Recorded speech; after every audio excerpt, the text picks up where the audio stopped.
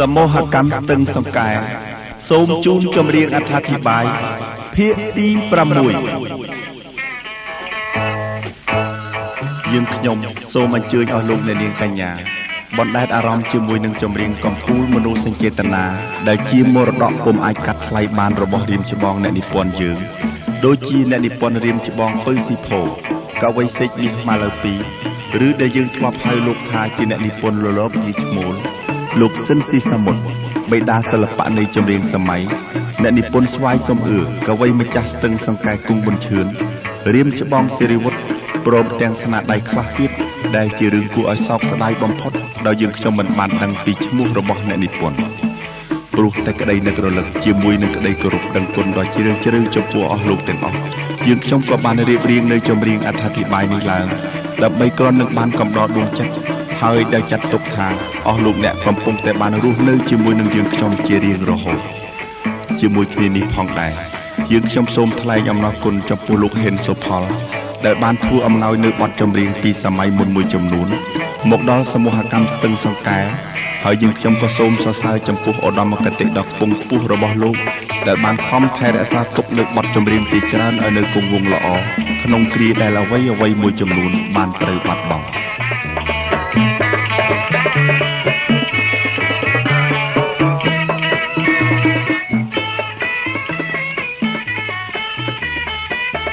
ជាដំបូងនេះអស់លោកដែលនាងនឹងបានស្ដាប់នៅទំនួញសេចនេះដែលត្រូវឃ្លាតចាកទ្រនំតាមរយៈសំនៀងរបស់លោកកែវសារ៉ាតដែលបានសុំខ្លួនមកជួយរំលែកអំរែកដួងចិត្តក្នុងគ្រាដែលកវីសេចមាសម៉ាឡូពីត្រូវឃ្លាតកាយឆ្ងាយពីមាតុភូមិកំសត់របស់ខ្លួនអស់រយៈកាលជិត20ឆ្នាំកន្លងមកនេះក្នុងទំនុកនៃបទកូឡាបស្តុកតុនកែវភ្នែកកវីបានយល់សម្រស់កូឡាបថ្មីដែនដីស្តុកតុនធ្វើឲ្យចិន្តាលួចគួចប៉ងប្រាថ្នាចង់បានបុប្ផាមករស់នៅជាគូគប់តែធ្វើមិនដេចឡើយរូបបងជាជនអភ័ព្វជាសេចមាសនារីគូគប់គ្មានបុណ្យខ្វះទ្រព្យភៀសខ្លួនចាកចោលទឹកដីសូមព្រះអង្គអង្គរក៏ដូចជាព្រះអង្គស្តុកតុនដែលមានបុណ្យបារមីជួយណែនាំសម្ដីចេញពីកវីទៅប្រាប់ដល់កូឡាផង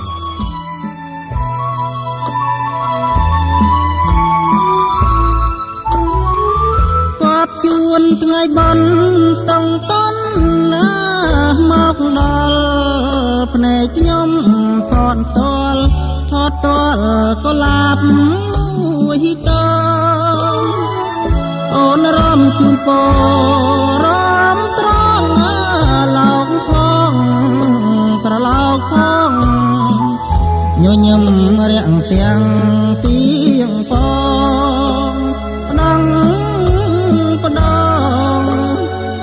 ភ្ញាក់ទាំងដៃកូឡាបស្តុកតុនលោកគុណណាមិនឆាតដោយខែរះអាតពប្រាំងជើងព្រៃកំពុងក្រពុំទុំតងពេញវ័យពេលដែលបានឃើញពាំងស្រីចិនបងមីលោបលួចស្នេហាបើសិនជាអូនដឹងម្លែងសំកែវប្រលឹងអូនខឹងនឹងបងគួរណែនអារាយំផង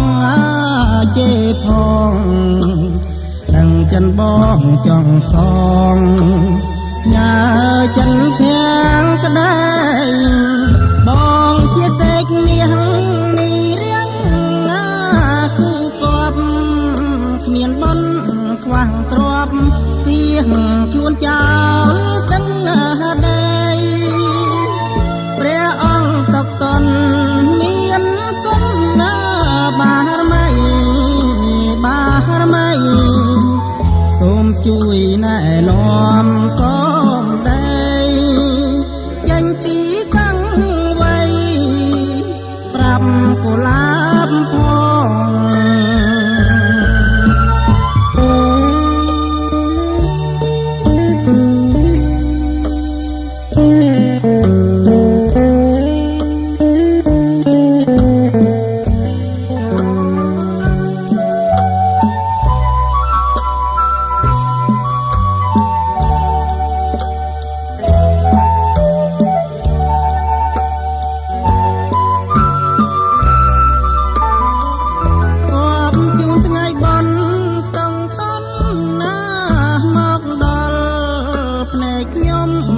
ន់ត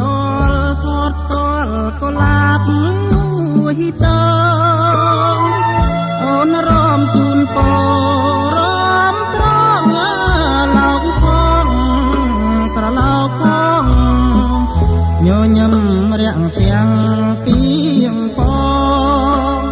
ដងបដងញៀវភ្ញាំងទាំងដៃក៏ឡាបទឹកតន់លោកគន់ណាមិនឆាតដូចខែរះអាតពប្រាំងជើងព្រៃកំពុងក្រពុំតុងតងពេញវ័យពេលដែលបងឃើញភាំងស្រីចិនបងមេលោបលួចស្នេហាបើសិនជាអូនដឹងម្លេះសំកែប្រលឹងអូនខឹងនឹងបងគូលណែនអរាយំផងជេផងដឹងចិត្តបងចង់សងញ៉ាចិនភាំងក្ដីបងជាសេចនាងនេះរៀងគូកបខ្វះបនគ្មានទ្រព្យទៀងខ្លួនចោលទាំងដីព្រះអង្គសុខតនមានគុណណាបារមីសូមជួយណែនាំសំដីចេញពីកង់វ័យប្រាប់កុលាបផង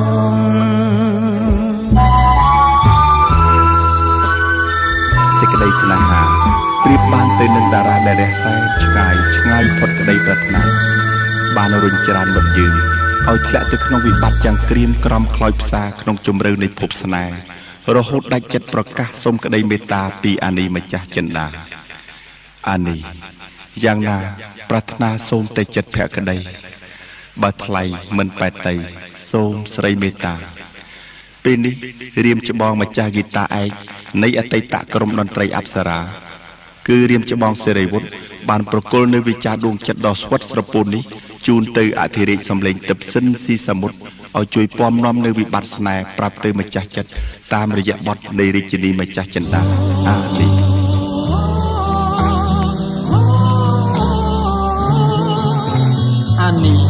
ខ្ញុំនឹងច្រៀងចម្រៀងនេះដើម្បីអ្នកអានីរាត្រីដែលរៀមបានជួបថ្លៃរាត្រីដែលនាំមកនៅនៃវិបានញាប់ញ័រក្នុងចិត្តដោយរូបស្រីមិនគិតអាណិតដល់រូបខ្ញុំលួចសំឡឹងនាងអានេះពេលស្រីរំខ្ញុំបងទុំព្រួយខ្លួននួយជួងរែងព្រួយក្រៀមក្រំខ្លោចសាយ៉ាងណាប្រាថ្នាសូមតែចិត្តទាំងក្តីបើថ្លៃមិនបែកទេសូមស្រីមេត្តាខ្ញុំឈប់ជាងលួចគុណខាងត្រាដូចឃើញតារាដែលរសាឆ្ងាយចិនរៀមនៅនឹកស្ដាយដល់កាស្រីថ្លៃមិនប្រណីព្រះគង់កុំព្រីអូអានីរឿងអ្វីទៀតខ្ញុំមកលេងបានក៏យ៉ាបំលេងមិនបានហើយរឿងហេតុអ្វីសូមស្រីជួយឆ្លើយនៅចម្លើយយ៉ាងខ្លីបើថ្លៃមិនបែកទេសូមស្រីមេត្តា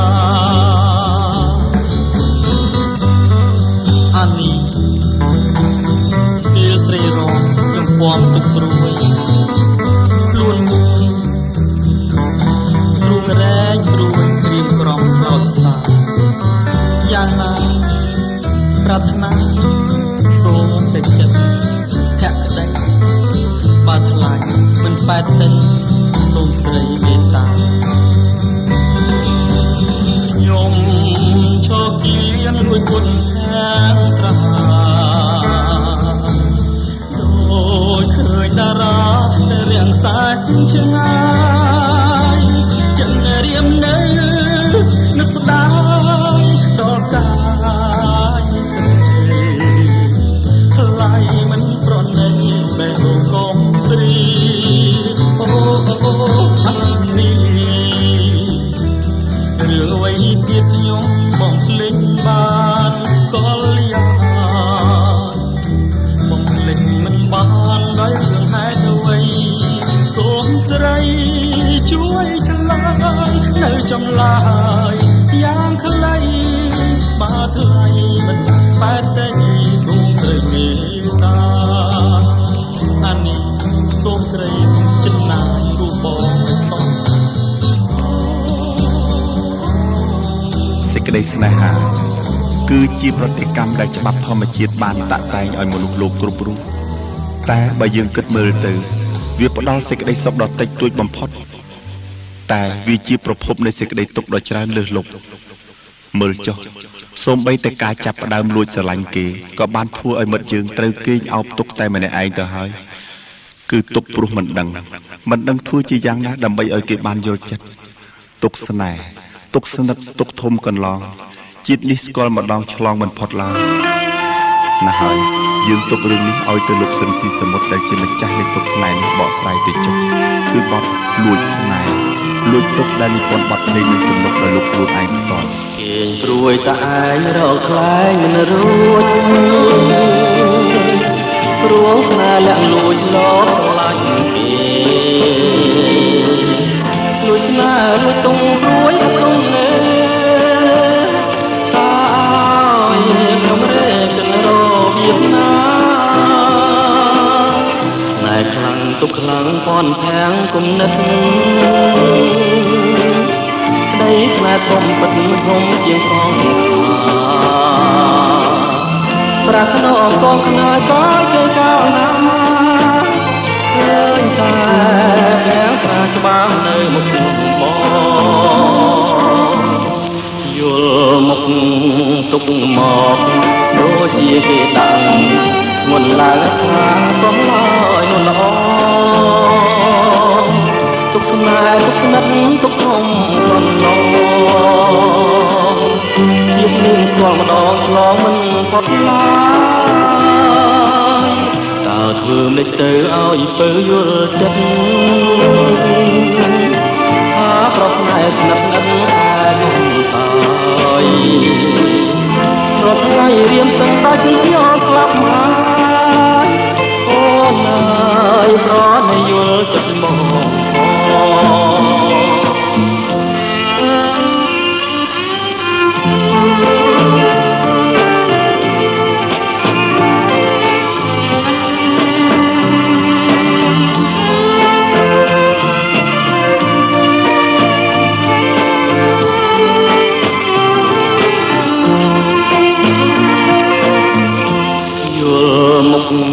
ទុកមកដូចជាគេដាក់មុនឡើងស្រាងសំឡើយមុនល្អទុកស្នេហ៍ទុកស្និទ្ធទុកធំគុណឡងជាតិនេះស្គាល់ម្ដងឆ្លងមិនផុតឡើយតើធ្វើមិនទៅឲ្យពើយល់ចិត្តថាប្រស្នេហ៍ស្និទ្ធស្និទ្ធតែគង់តាថ្ងៃរៀមសឹងដាច់យកស្លាប់ហើយអូនអើយប្រណយល់ចិត្តមក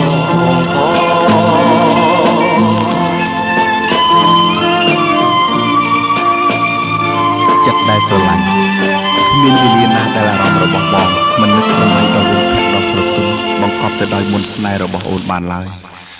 ដើម្បីឲ្យអូនបានយល់ពីក្តីស្នេហ៍របស់បងហើយដើម្បីឲ្យបងបានរសាយនៅទុកកង្វល់ពីក្នុងទ្រូងខ្លះទោះជាក្តីស្នេហ៍មិនបានស្ថិតនៅក្នុងរង្វង់ដៃទាំងទ្វេរបស់បងក៏ដោយ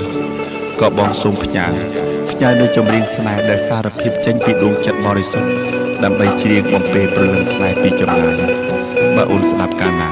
សូមស្រីមេត្តាយល់ដល់ចិត្តស្នេហ៍របស់បងខ្លះផង គ្រាន់តែបានយល់ស្គាល់ខាងត្រាចិនលួចប្រាថ្នាលើស្រីគេងក៏មិនលួងនឹកស្រមៃឃើញតែខាងស្រីជាប់នឹងនេត្រាបងសូមផ្ញើនឹងចរណៃព្រៀងមួយយ៉ាងខ្លីគឺជាតែងក្តីស្នេហាសូមអូនមេត្តាមេត្តាដល់ចិនរៀមផងតែបំណងបងស្នេហ៍តែបលែងតើអូនព្រមស្មានទេពីស្អី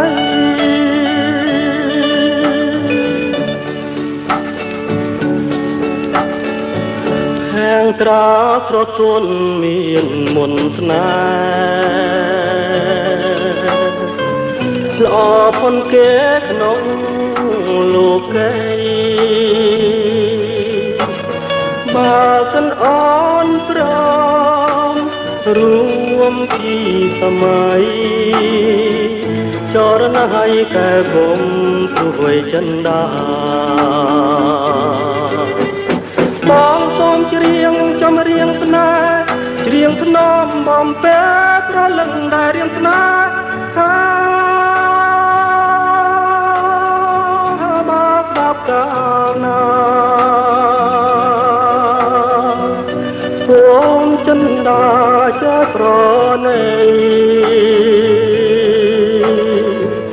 សូមចិត្តថ្លៃចែកខន្តីកនដងដល់ស្នេហ៍របស់ប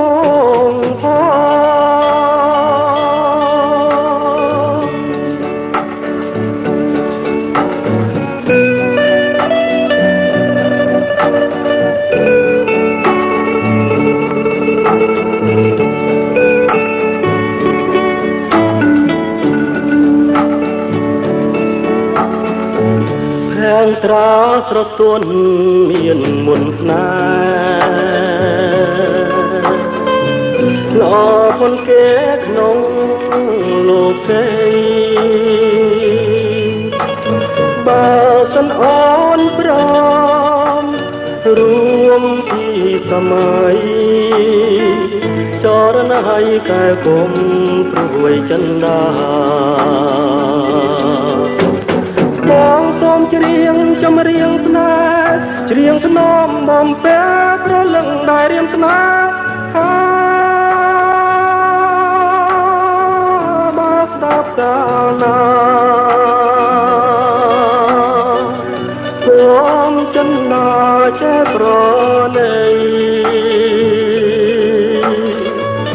សូមចិត្តថ្លៃចែកខន្តីសនដងដល់ស្នេហ៍របស់បងផងក៏ដូចជាបងដែរអូនដឹងថាអូនគឺជាអ្នកទោសម្នាក់ដែលត្រូវជាប់ក្នុងគុកនៃវិបត្តិដួងចិត្តហើយអូនសង្ឃឹមថាមានតែបងម្នាក់ប៉ុណ្ណោះដែលអាចជួយរំលែកអំរែកស្នេហ៍ដ៏ធ្ងន់អនេកនេះឲ្យចាក់ផុតពីត្រើយនៃជីវិតរបស់អូនបានបងដឹងទេថារាល់ពេលយប់ថ្ងៃអូនតែងសម័យនឹកទៅដល់សែនខ្វល់ចំពោះតែរូបបងមួយ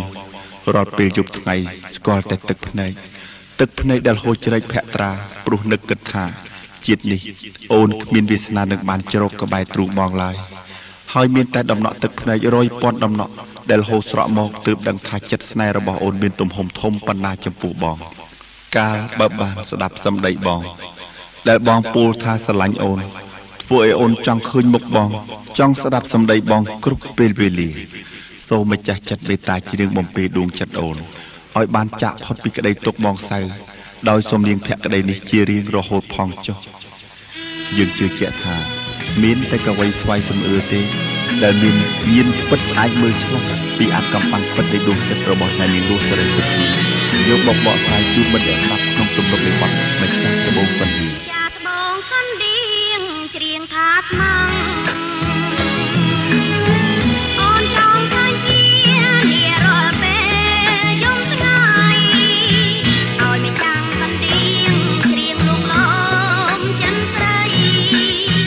សំឡេងជាក្ដីបតាំងទូអូនជាកលំដល់ក្បែរភ្នំ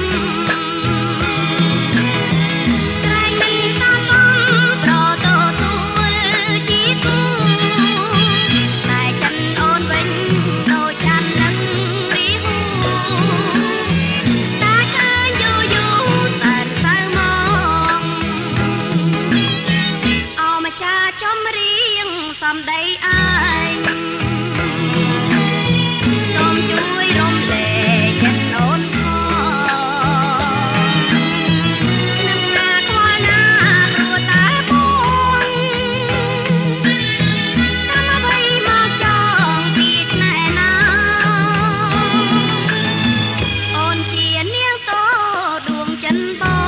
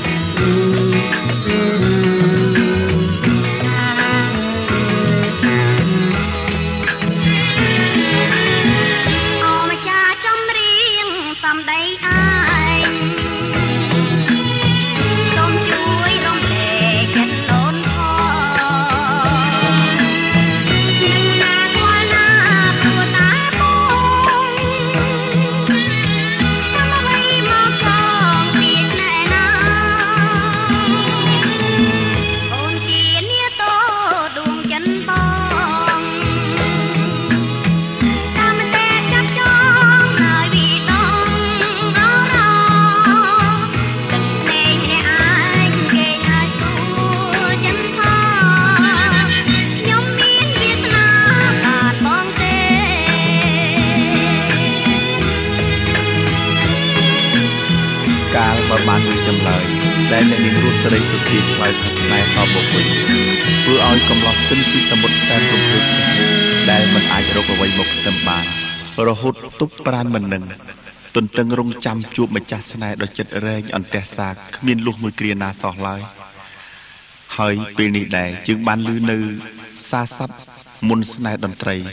ដែលរាយដោយកវីស្វាយសំអឿដើម្បីប្រគំបំពេដល់គូស្នេហ៍របស់លោកស៊ិនស៊ីសាមុតក្នុងទំនុកច្រៀងនៃបទចៅកប់រស៊ីរកងត្រីរីយំលួយល្វើយមកកាបងហើយនាងនៅទីណាបងសែនអាឡ័យស្ទើរខ្សែជីវ៉ារងចាំស្នេហាគ្មានលួងគេឡើយអូចៅដកអើយចៅដកលហុងអញ្ជើញមុនស្នេហ៍អូឡុងប្រងកូនហៅស្រីមកឆាប់រា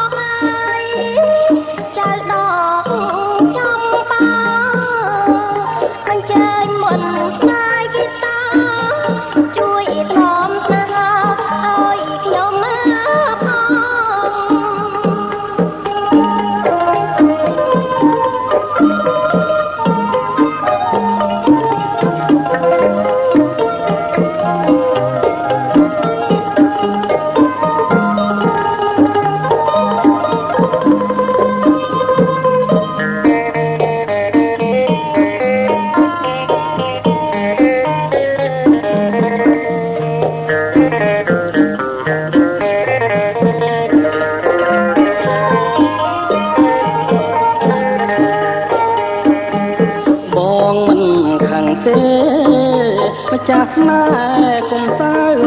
មកយីតាបានប្រាប់បងថាអូនមកហើយកាយស្រស់ប្រាក់ឆ្មងបងសូមគៀងកាយសូមកាយអូនជាខ្នាយរចាំជីវិតអូចៅដកអើយចៅដកនួនស្រីអញ្ជើញមុនស្នេហ៍ចាក់ទៅសូមអ្នកបំភ្លៃបំពេលទៅ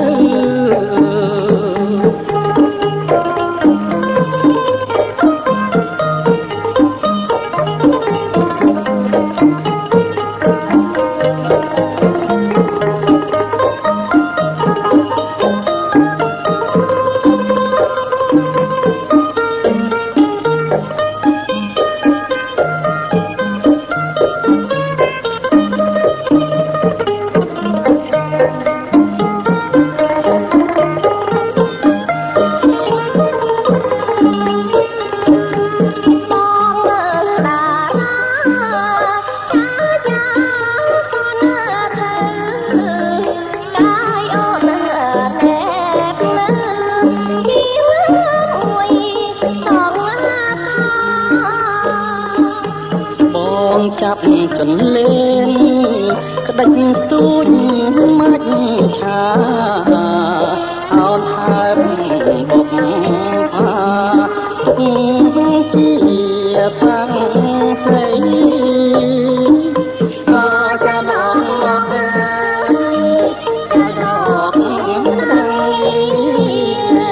អញ្ជើញភ្លេងទាំងអស់នេះប្រកុំខ្ញុំ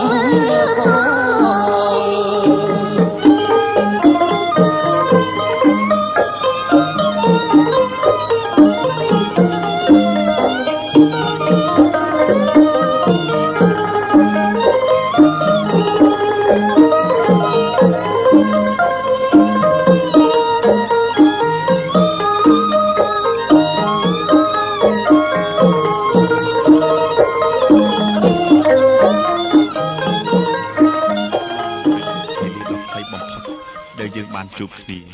ប៉ុន្តែឥឡូវពេលវេលាបានទៀមទាឲ្យបងត្រូវឃ្លាតឆ្ងាយពីអូនទៅហើយកែវភ្នែកដែលបងធ្លាប់សម្លឹងកែវភ្នែកដ៏ភ្លឺថ្លាហាក់ចេះវិចារប្រាប់នៅក្តីអាល័យក្តីស្នេហ៍ស្ទើរតែឲ្យបងឈានជើងចាក់ចេញទៅមិនរួចណាស់ហើយយើងឃ្លាតគ្នាមួយគ្រាសិនចុះហើយអូនសង្ឃឹមថាយើងគង់បានជួបគ្នាជាថ្មី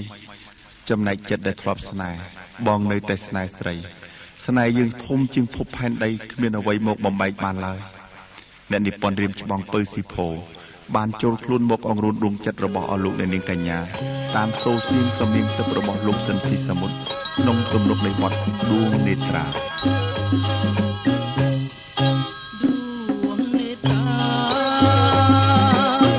មានវិចារថានៅអាឡ័យពេលដែលរៀមត្រូវវាឆ្ងាយនៅនឹកស្រណោនឹកស្ដាយអត់ណាយអត់បែកអត់បាយដួងនេត្រាមានវិចារថានៅតែស្នេហ៍ដោយស្មងអិនកិច្ចការចិនមួយដែលបងខំថែឲ្យតែអូនម្នាក់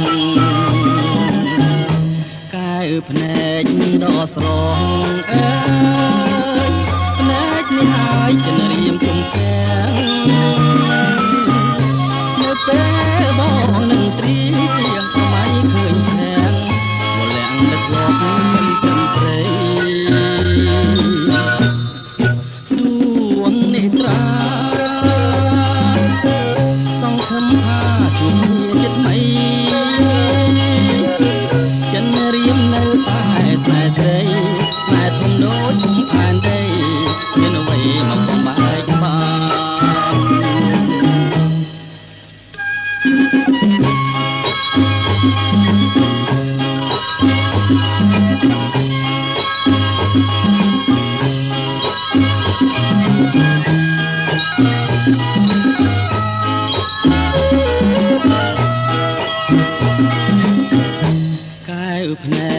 រស្រងអើយផ្នែកនេះហើយចិនរៀមជុំប្រាំងនៅពេលបងនឹងត្រៀសម័យឃើញខាងវលាំងដឹកលោកនឹងព្រមព្រៃ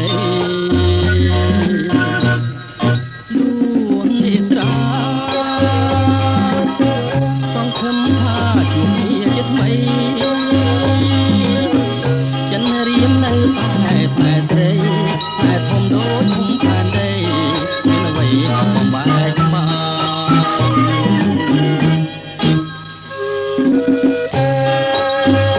ចំពោះចំណងស្នេហ៍ដែលអាចមានសម្រស់ល្អទៅបានហើយដែលអាចថិតថេរអស់រយៈកាលដ៏យូរអង្វែងបានគឺអាស្រ័យទៅលើការស្រឡាញ់ជាមួយនឹងទឹកចិត្តស្មោះភក្តីរវាងគ្នានឹងគ្នាគឺចិត្តស្មោះភក្តីនេះហើយដែលនាំឲ្យសេចក្តីស្នេហាអាចคล้ายទៅជាវត្ថុដ៏ឆើតឆាយលើធម្មជាតិគឺចិត្តស្មោះនេះហើយដែលជាពន្លឺនៃសេចក្តីសង្ឃឹមជាពន្លឺនៃសុភមង្គលដ៏ពិតប្រាកដក្នុងជីវិតស្នេហាពេលវេលាបានបង្កើតនៅរឿងមកសៅពេញក្នុងទ្រូងបងព្រោះតែត្រូវឃ្លាតកាយឆ្ងាយពីអូនមិនយូរប៉ុន្មានពេលវេលាបានអនុញ្ញាតឲ្យយើងជួបគ្នាជាថ្មីវិញហើយក៏គឺពេលនេះដែរដែលបងទើបដឹងថាក្តីនឹករលឹកនឹងការស្រឡាញ់រឹតតែមានទំហំធំធេងលើសអ្វីៗទាំងអស់សម្រាប់បងគឺនៅពេលដែលស្នេហ៍ត្រូវឃ្លាតបែកពីអូនមួយថ្ងៃទ្រូងបងជំនឿមិនចង់ឃ្លាតឆ្ងាយពីស្រីឡើយក្រមមេឃពណ៌ខៀវយើងជាទូកលេសំសានប្រឡាយនឹងអធម្មជាតិបែកអូនមួយថ្ងៃទ្រូងបងចង់ចិនមិនចង់ឃ្លាតឆ្ងាយពីស្រស់ស្រីអូនគេមិនលួងបើអន់រូបបងគេយំដបឡងមកហើយតែใจគេនៅម្នាក់ឯងអូនតែងស្រមៃឃើញផ្លែប្រថ្លៃជុំនឹងលើត្រនៅដងបងលួជាចងវ៉ាភ្លេចិនបងចំបែងក្រែងគ្មានវាសនានឹងបានណែបនឹងជាប់ចិត្តអរាព្រោះអីគ្រួសារបងអ្នកក្រក្រី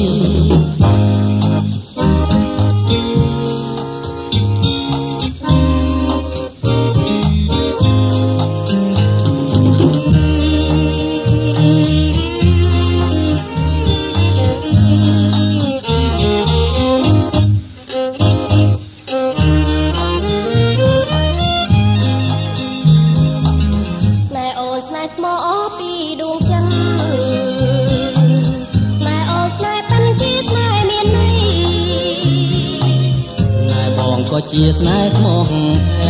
ភក្តីព្រោះអូនប្រណីដល់ក្តីស្នេហ៍បងមានអ្វីធំជាស្នេហាស្នេហ៍ចិនដាដូចយើងពីរគូស្នេហាជាទូក្រស្នេហ៍អូននឹងមកជាថ្លៃប្រត់ស្នេហ៍អូននឹងមកជាថ្លៃប្រត់ឥទ្ធិពលនៃការស្រឡាញ់ក្នុងរង្វង់ដៃនៃការថ្នាក់ថ្នមជាមួយសម្ដីលួងលោមដ៏ផ្អែមពីរូបបីដូចតន្ត្រីសួររបស់បងបានចងចិត្តអូនឲ្យចោះចាញ់ពីឆ្លើយក្នុងសម្ាញ់ស្នេហ៍ក្នុងគ្រានេះអូនបានស្គាល់នៅពន្លឺនៃសេចក្តីស្នេហ៍ដែលអូនត្រូវបានរស់នៅដោយមានន័យមានខ្លឹមសារសម្រាប់ជីវិតនៅលើលោកនេះហើយបើដូច្នេះទោះជាផែនដីក្រោមផ្ទៃមេឃងងឹតក៏ចិត្តស្នេហ៍របស់អូននៅតែមានពន្លឺដែលអាចបំភ្លឺស្នេហ៍យើងជាដរាបរៀងទៅដែរហើយអូនសច្ចាថានឹងខំថែនៅសំណប់ស្នេហ៍របស់អូនមិនឲ្យរបេះទៅវិញបានឡើយ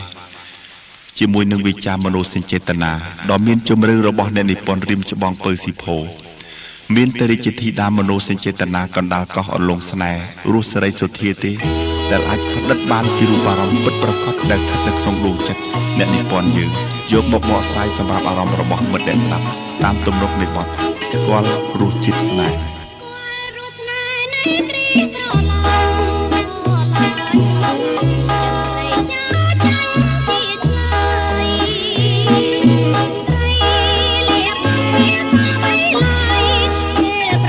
น้องที่เคยมองจิตเล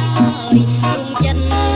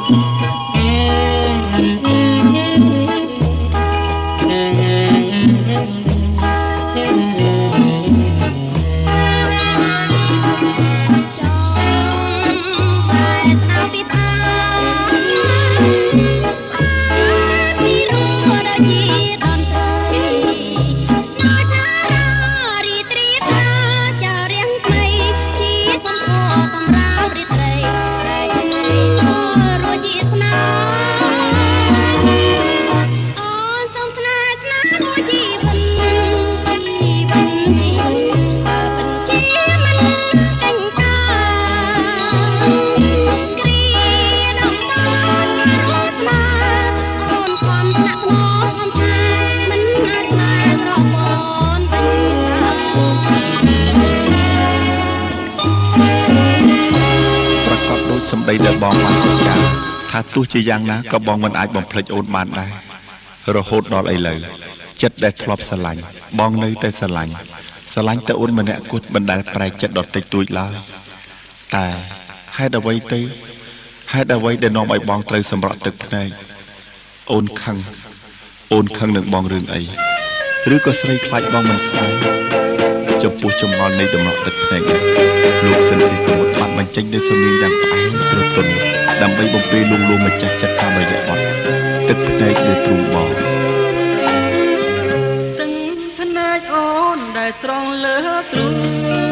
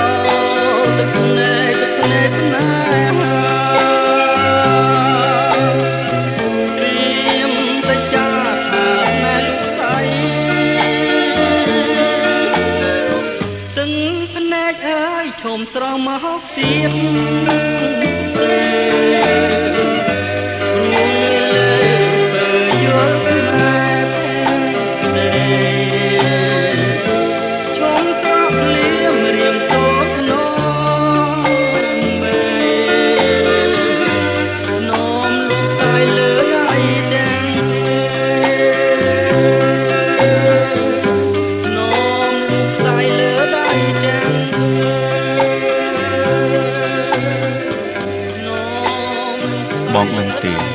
ដំណក់ទឹកភ្នែកដែលហូរស្រក់លើទ្រូងបងនេះហើយគឺពិតជាដំណក់ទឹកក្រត់ដែលស្រក់រំលាយសេចក្តីស្នេហ៍យើងឲ្យប្រត់ប្រាស់ពីគ្នាក្នុងគ្រានេះសម្រាប់អូនមានតែទឹកភ្នែកនេះទេដែលជំនួសវាចាប្រាប់ពីក្តីសោកស្ដាយក្តីស្រណោះអាឡោះអាល័យក្តីស្នេហ៍ដែលគ្មានព្រំដែនចំពោះបងដួងចិត្តដែលបានបាត់បង់ស្នេហ៍បរិសុទ្ធទៅលើបងហើយនោះមិនអាចឲ្យអូនបំភ្លេចបងបានងាយៗនោះទេជាពិសេសអូនសែនស្ដាយចិត្តស្នេហ៍ចិត្តស្មោះរបស់បងដែលធ្លាប់មានចំពោះអូនតើឲ្យអូនប្រគល់ទៅឲ្យស្រីផ្សេងវិញមិនដេចបានទេប្រកាសជាមិនបានអូនមិនអាចបំភ្លេចបងបានទេបើហ៊ានបំភ្លេចនោះជីវិតអូននឹងត្រូវរស់នៅដោយអស់នៃរលីងជាមិនខានឡើយ តើឲ្យខ្ញុំសម្រេចចិត្តរើសយកផ្លូវណាបើមកខាងជាសង្សារមកខាងជាបងស្រីដែលធ្លាប់មានគុណយ៉ាងធ្ងន់ចំពោះជីវិតខ្ញុំបើខ្ញុំយកខាងសង្សារឃើញថាខ្ញុំជាមនុស្សមិនស្គាល់គុណនឹងទោសសោះខ្ញុំជាមនុស្សចិត្តខ្មៅបំផុតណាស់ហើយចុះរវាងគុណធម៌និងស្នេហាខ្ញុំសម្រេចចិត្តថាបោះបង់ស្នេហាបង្ខំចិត្តរើសយកគុណធម៌ទៅចុះទំងន់នៃទុកនេះរាជធីតាមនោសញ្ចេតនាកណ្ដាលកោះអន្លង់ស្នេហ៍រុស្រីសុធានឹងចូលមកបកស្រាយជូនអស់លោកអ្នកនាងតាមទំនុកនៃបទស្រីណាមិនយំ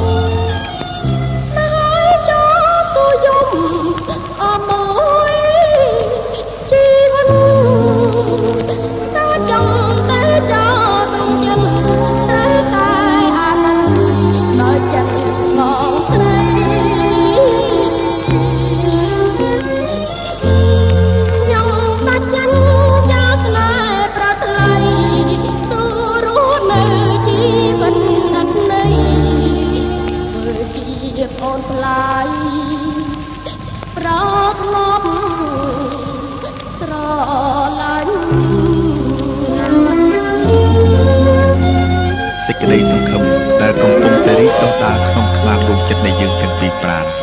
មិនស្មានថាថ្ងៃនេះយើងត្រូវព្រាត់ប្រាសគ្នាព្រាត់ទាំងទឹកភ្នែកព្រាត់ទាំងម៉ងសៅព្រាត់ទាំងក្តីស្រឡាញ់ដែលមិនអស់អាល័យយ៉ាងនេះសោះមនុស្សដែលត្រូវបាត់បង់បេះដូងដូចជារូបបងយ៉ាងនេះទៅហើយតើវិញ្ញាណដែលនៅមានប្រយោជន៍អ្វីទៅណោះគ្មានអ្វីទេសម្រាប់បងគឺនៅសល់តែសេចក្តីស្រឡាញ់ដែលអួលណែនពេញអរាទោះជីវិតចាស់ក៏មិនរួចសល់តែទឹកភ្នែកនៃសេចក្តីសោកស្ដាយព្រោះត្រូវបាត់បង់នៅសេចក្តីស្នេហ៍បរិសុទ្ធសម្រាប់បងពីថ្ងៃនេះតទៅសល់តែសេចក្តីអស់សង្ឃឹមក្នុងភពឥតខ្លឹមសារនៃជីវិតតែប៉ុណ្ណោះក្នុងគ្រានេះអធិរាជសម្លេងទឹមសិនស៊ីសមុទ្រនឹងចូលមកបកស្រាយនៅបទព្រាត់ទាំងស្រឡាញ់ ដែលមានអ្នកនិពន្ធរៀបច្បងពើស៊ីផូជាម្ចាស់បទភ្លេងនិងទំនុកច្រៀងអូនព្រោះទាំងស្រឡាញ់ហើយបងចោះចាញ់នៃស្នេហ៍ដែលបងប្រាថ្នាបើទ្រាំនៅទៀតក៏អាចនឹងលំសាក្នុងភពស្នេហាแสนក្តៅបងព្រាត់ពីអូនព្រោះទាំងទឹកភ្នែកចម្រៀងថ្ងៃស្អាតក៏នៅមានន័យមកសាំកិច្ចមិនផុតទេអនងស្នេហ៍ជ្រៅស្រមៃស្រែកហើយតែអូនកាយភ្នែកធ្លាប់សម្លឹងទួងបីខឹងតែមិនដែលស្រពោនមិននឹកស្មានថាប្រត់អូនជីវិតដូចក្បូនលូនរសាត់គ្មានត្រើយឈ្មោះអូនដូចផ្កាបងបុជាព្រះបងស្រឡាញ់ណាស់មិនចង់ឃ្លាតពីចិត្តឡើយពេលនេះសែកហើយឥតលឺសូចឆ្លើយអស់ហើយសេចក្តីសង្ឃឹម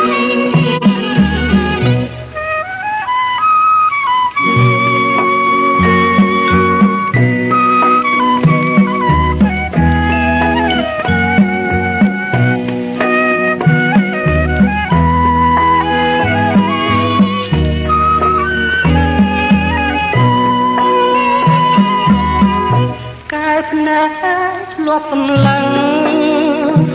ទួងបីខឹងតែមិនដែលស្រពោនមិននឹកស្មានថាប្រត់អូនជីវិតដូចក្បូនលូនរសាត់គ្មានត្រើយឈ្មោះអូនដូចផ្កាបងបុជាព្រះ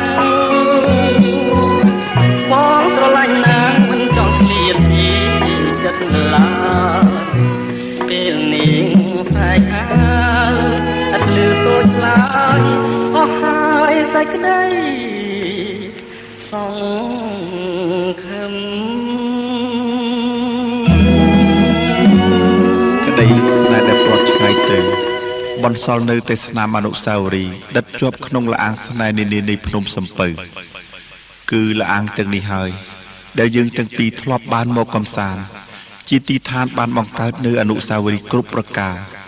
ដែលមិននឹកឃើញស្មានថាស្នេហាយើងត្រូវនិរិះទៅដោយក្តីសង្វេគយ៉ាងនេះឡើយ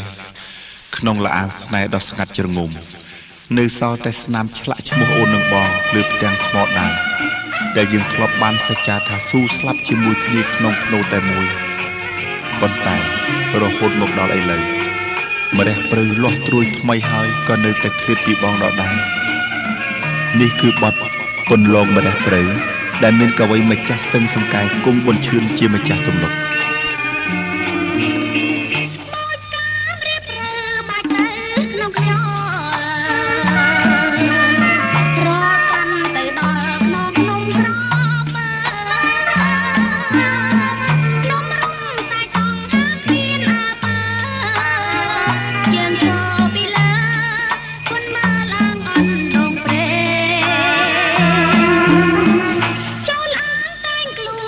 ចាំកំពី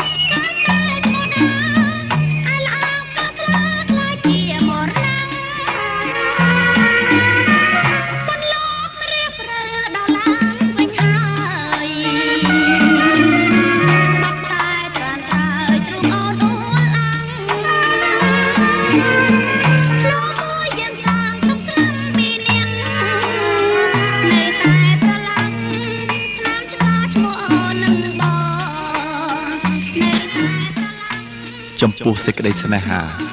កាលបើបានដាក់ចិត្តថាស្រឡាញ់យ៉ាងពិតប្រាកដការស្រឡាញ់នោះនឹងមិនអាចធ្វើឲ្យគេបំភ្លេចបានងាយៗទៅវិញនោះឡើយទោះជាដល់ទីបញ្ចប់នៃជីវិតក៏នៅតែមិនអាចបំភ្លេចបានដែរ20ឆ្នាំកន្លងរឿងរ៉ាវស្នេហ៍ពីអតីតនៅតែដិតជាប់ក្នុងទ្រូងបងជានិច្ចចំពោះបងនៅចាំទាំងអស់អ្វីត្បិតតែពាវារីបានផ្ដន់ទាឲ្យយើងព្រាត់គ្នារាប់ឆ្នាំទៅហើយទោះជាស្នេហាយើងវាប្រៀបបានទៅនឹងសំណល់នៃភ្លើងទៀនដែលឆេះអស់ទៅហើយនឹងមិនអាចបំភ្លឺជីវិតស្នេហ៍យើងតទៅទៀតក៏ដោយក៏ចិត្តបងនៅតែខ្វល់ដល់បុត្រីដែលអូនស្រីនឹងបងបានផ្ដល់កំណត់ឲ្យយើងអូសំណប់ចិនជីវិតមាបង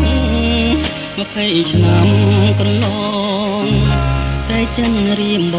ងនៅនឹកអាឡ័យ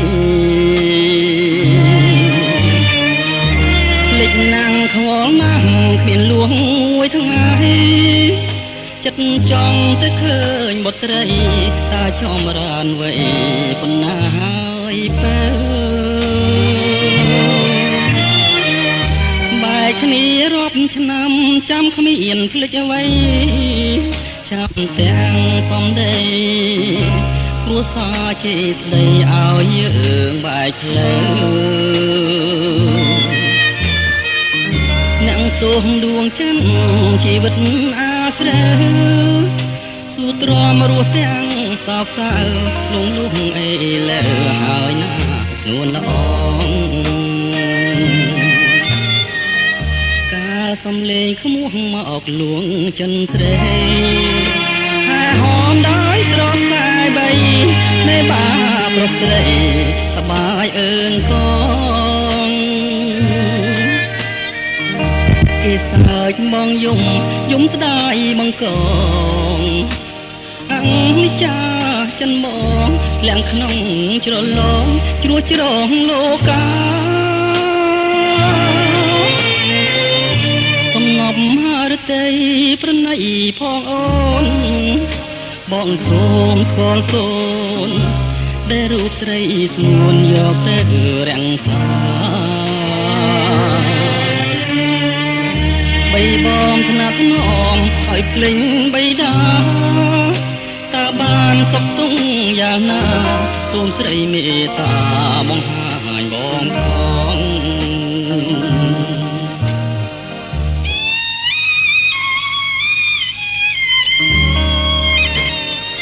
ក្នុងនាមជាឪពុករបស់កូនដែលស៊ូទ្រាំរស់ទាំងរបួសដួងចិត្តរហូតឥឡូវសូមសំណប់ចិត្តបងមេត្តាបង្ហាញកូនឲ្យបងបានឃើញផងក្នុងគ្រានេះ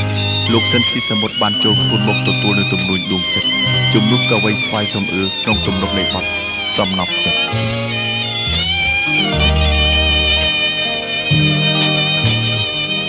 កាលសំលេងខ្មោះមកលួងចិនស្រីហើយហមដោយត្រកខ្សែបីនៃបាប្រុសស្រីសបាយអើងកងគេសើចបងយំស្ដាយបង្កងអង្និចាចិនមកលាក់ក្នុងជ្រលងជ្រួងជ្រងលោកាសំណប់រតីប្រណីផងអូន មកសូមស្គាល់កូនដែលរូបស្រីស្ងួនយកទៅរាំងសាបីបងថ្នាក់ថ្នមឲ្យភ្លេចបីដាតើបានសុខទុក្ខយ៉ាងណាសូមស្រីមេត្តាបង្ហាញបងផង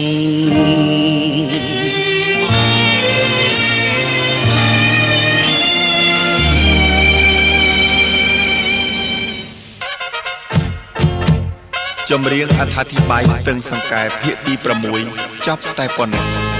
សន្យានឹងវិលជួបអស់លោកអ្នកនាងកញ្ញាជាថ្មីនៅភាគបន្តទៀតសូមអស់លោកអ្នកនាងកញ្ញានិងប្រិយមិត្តអ្នកស្ដាប់គ្រប់ទិសទីបានប្រកបទៅដោយសុភមង្គលគ្រប់ប្រការសូម